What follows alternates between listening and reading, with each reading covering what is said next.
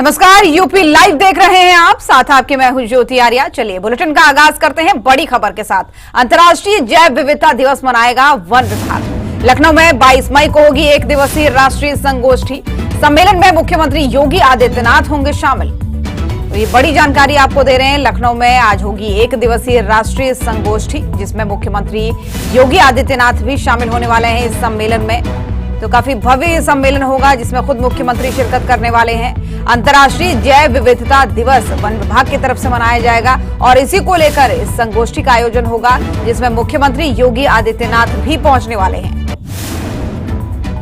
तो ये बड़ी जानकारी आपको पहुंचा रहे हैं। अंतर्राष्ट्रीय जैव विविधता दिवस के मौके पर संगोष्ठी का आयोजन होना है, सम्मेलन का आयोजन होना है, जिसमें उत्तर प्रदेश के मुख्यमंत्री योगी आदित्यनाथ भी शामिल होने वाले हैं। कई चीजें अहम और खास इस सम्मेलन में रहने वाली है। एक दिन का संगोष्ठी कार्यक्रम ये होगा, जिसमें मुख्यमंत्री पहुंचेंगे।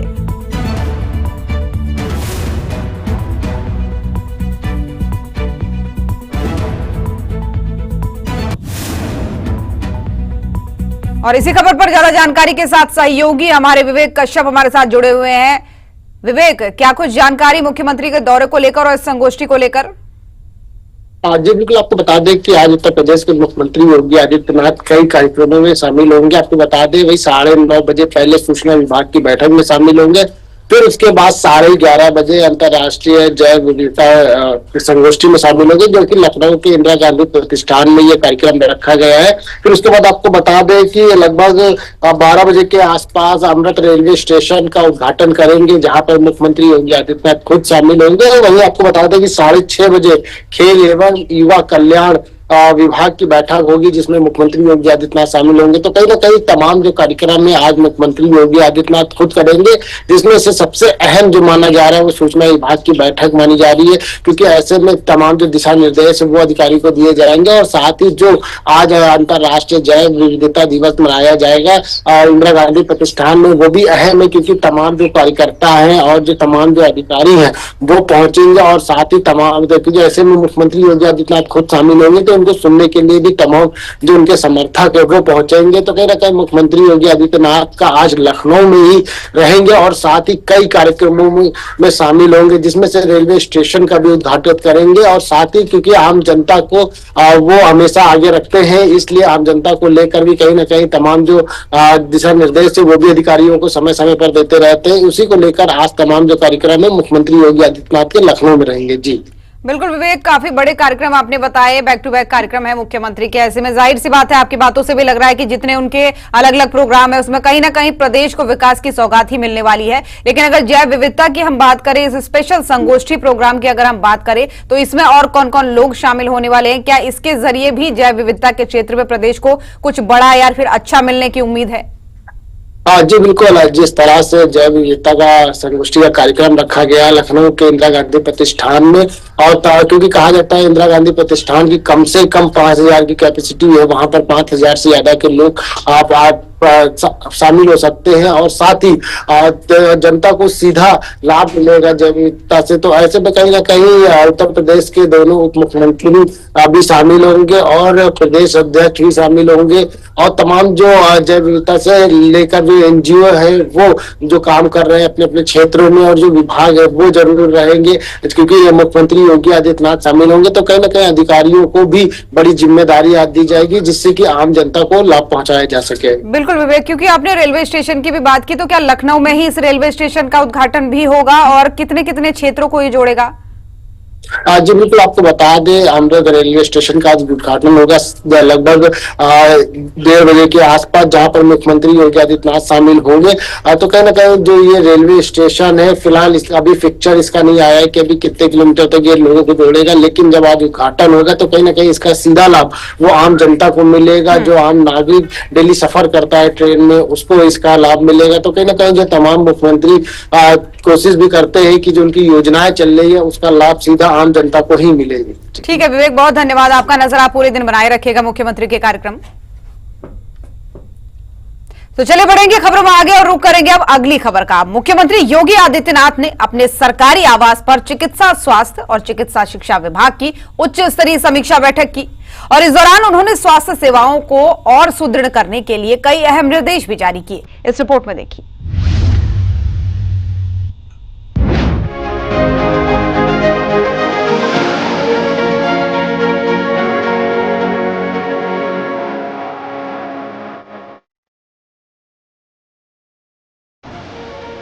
लखनऊ में मुख्यमंत्री योगी आदित्यनाथ ने सीएम आवास पर चिकित्सा स्वास्थ्य और चिकित्सा शिक्षा विभाग की समीक्षा बैठक की।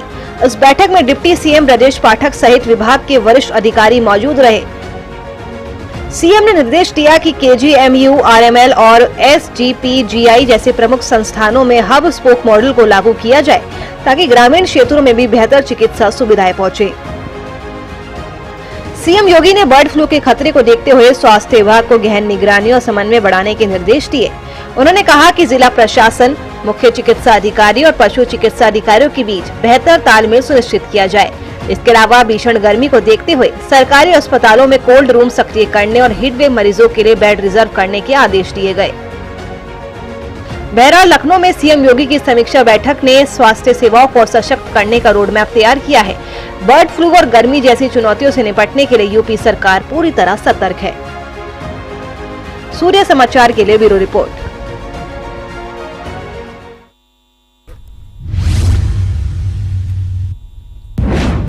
और मुख्यमंत्री योगी आदित्यनाथ ने सीएम आवास पर पिछड़ा वर्ग कल्याण विभाग और दिव्यांगजन सशक्तिकरण विभाग की समीक्षा बैठक की। इस दौरान सीएम ने योजनाओं के प्रभावी क्रियान्वयन और लाभार्थियों तक लाभ पहुंचाने के लिए अधिकारियों को भी सख्त निर्देश दिए। इस रिपोर्ट में देखिए।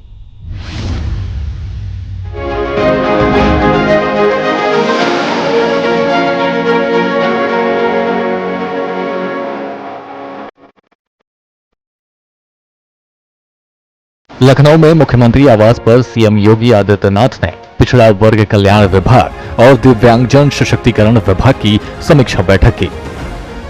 इस बैठक में सीएम ने दोनों विभागों की योजनाओं की प्रगति की समीक्षा की और अधिकारियों को निर्देश दिए कि योजनाओं का लाभ हर पात्र व्यक्ति तक समयबद्ध तरीके से पहुंचे। पिछड़ा वर्ग कल्याण विभाग की समीक्षा में सीएम ने छात्रवृत्ति, फीस प्रतिपूर्ति और अन्य कल्याणकारी योजनाओं को और प्रभावी बनाने पर बल दिया। उन्होंने कहा कि पिछड़े वर्गों के उत्थान के लिए बजट का सही उपयोग और पारदर्शिता सुनिश्चित की जाए। दिव्यांगजन सशक्तिकरण विभाग की समीक्षा में सीएम ने दिव्यांगजनों के लिए मुफ्त बस यात्रा, उपकरण वितरण और स्वरोजगार योजनाओं की प्रगति पर चर्चा की। उन्होंने अधिकारियों को निर्देश दिए कि दिव्यांगजनों को आत्मनिर्भर बनाने के लिए राष्ट्रीय कौशल विकास मिशन से जोड़ा जाए। सीएम ने यह भी सुनिश्चित करने को कहा कि विभागीय योजनाओं में किसी भी तरह की लापरवाही न हो। बैठक में विभागीय मंत्रियों और वरिष्ठ अधिकारियों ने योजनाओं की प्रगति और भविष्य की कार्य योजनाओं पर विस्तृत जानकारी दी।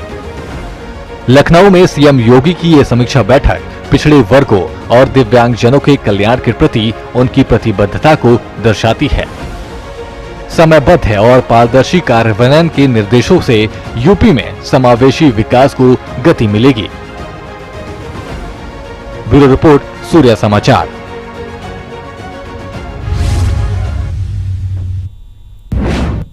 और इधर लखनऊ में यूपी के पशुधन एवं दुग्ध विकास मंत्री धर्मपाल सिंह ने पशुपालन निदेशालय में आयोजित एक कार्यक्रम में प्रदेश के 15 नए वृहद गौ संरक्षण केंद्रों का ऑनलाइन उद्घाटन किया। ये पहल जो है निराश्रित गौवंश की सुरक्षा और किसानों की आजीविका बढ़ाने की दिशा में एक महत्वपूर्ण कदम बताया जा रहा है। इस रिपोर्ट में देखिए।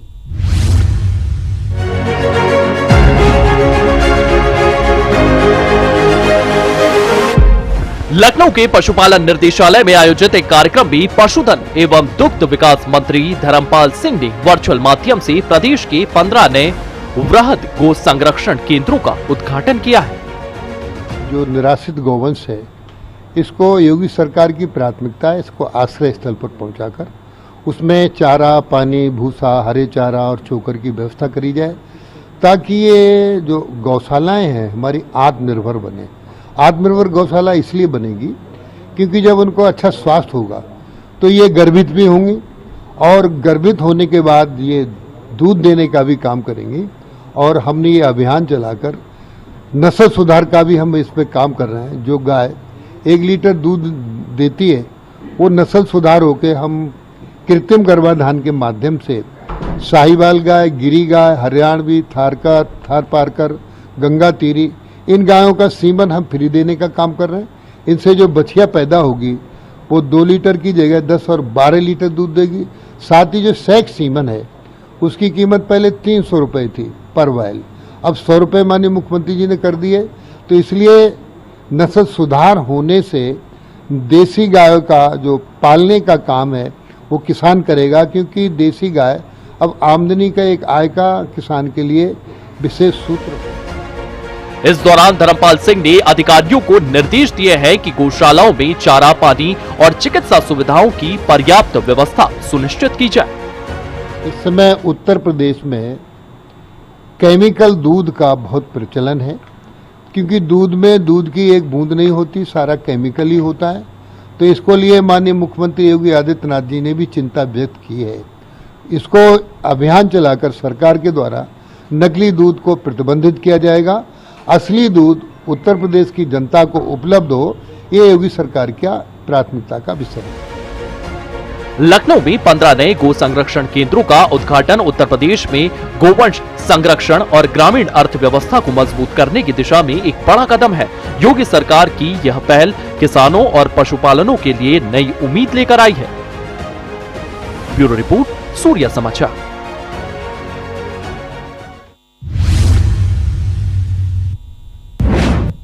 और बर्ड फ्लू के खतरे को देखते हुए उत्तर प्रदेश सरकार ने लखनऊ, कानपुर, गोरखपुर के चिड़ियाघरों में इटावा लायन सफारी को 27 मई 2025 तक दर्शकों के लिए बंद कर दिया है। ये रिपोर्ट देखिए।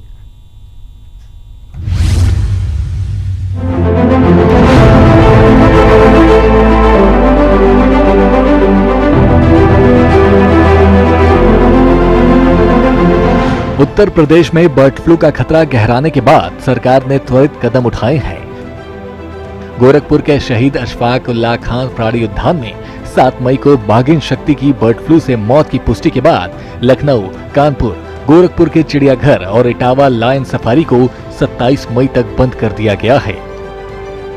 मुख्यमंत्री योगी आदित्यनाथ ने उच्च स्तरीय बैठक के बाद सभी प्राणी उद्यानों और वन जीवों केंद्रों में सतर्कता बरतने के निर्देश दिए हैं। बर्ड फ्लू आमतौर पर बर्ड्स में होने वाला बहुत ही इन्फेक्शस बीमारी है, जो एक पशु से दूसरे पशु को लगती है और आमतौर पर चिड़ियों में होती है, मुर्गियों में होती है और चिड़ियों में होती है, लेकिन मैमल्स को भी असर करती है, यहाँ तक कि आदमी तक को असर कर सकती है। हमारे यहाँ गोरखपुर जू के अंदर इसका डिटेक्शन हुआ और जैसे ही डिटेक्शन हुआ हमारे मुख्यमंत्री आदरणीय योगी आदित्यनाथ जी ने तुरंत हमको निर्देश दिया कि सभी जू को बंद कर दो। जू के अंदर जितने एनिमल्स हैं सबका चेकअप कराओ और किसी भी एनिमल को अगर इस तरह के सिम्टम्स महसूस हो तो उसको और जानवरों से अलग करो, उसको आइसोलेट कर दो।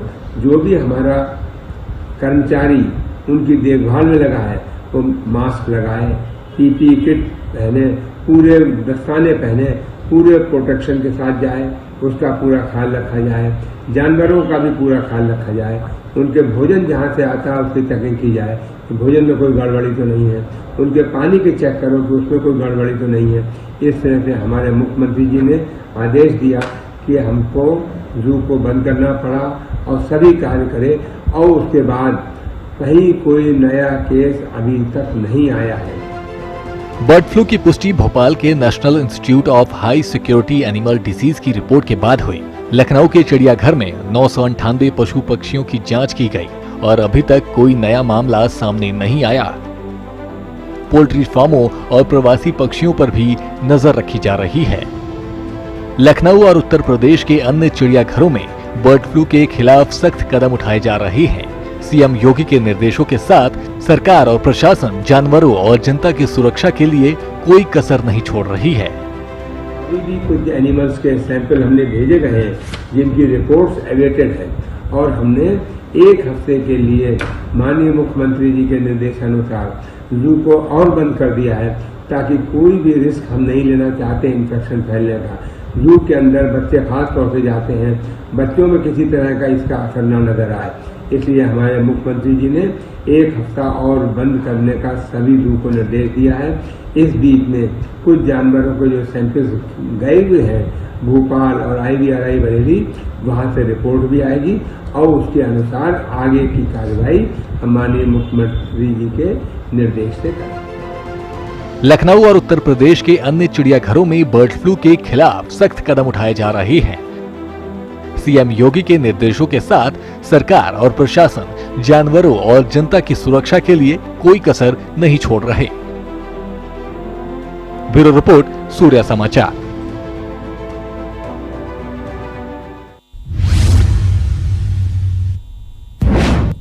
और अयोध्या में अंतर्राष्ट्रीय रामायण एवं वैदिक शोध संस्थान ने छात्रों में वैदिक ज्ञान और रामलीला की परंपरा को बढ़ावा देने के लिए राज्यव्यापी रामायण अभिरुचि कार्यशाला शुरू की है। इस रिपोर्ट में देखिए।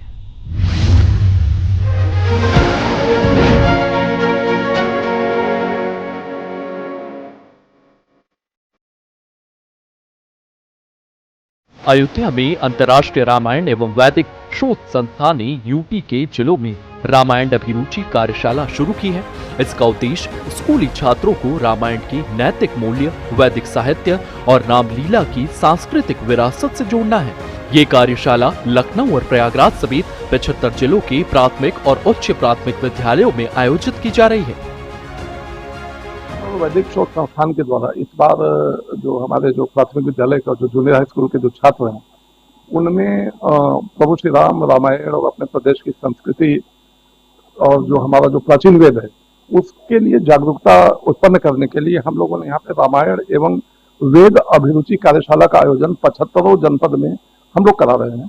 और सभी जितने जनपद हैं उनके बेसिक शिक्षा अधिकारीगण से ये अनुरोध किया गया है कि 7 मई से 20 मई के मध्य इस कार्यशाला का आयोजन कराएं और सभी जनपद के संबंधित अधिकारियों से और जिलाधिकारी से हम लोगों ने आग्रह किया है। इस कार्यशाला के अंतर्गत आप देखें तो रामायण से संबंधित चित्रकला का वर्कशॉप है, रामायण से संबंधित हमारे क्ले मॉडल्स हैं, क्ले पे आधारित मॉडल्स हैं, मुख सज्जा है, विभिन्न पात्रों के संबंध में इसकी कार्यशाला है, और मुखौटा की कार्यशाला है, रामचरित मानस का वाचन है, उसका गायन है, तो वेदों के संबंध में जानकारी है।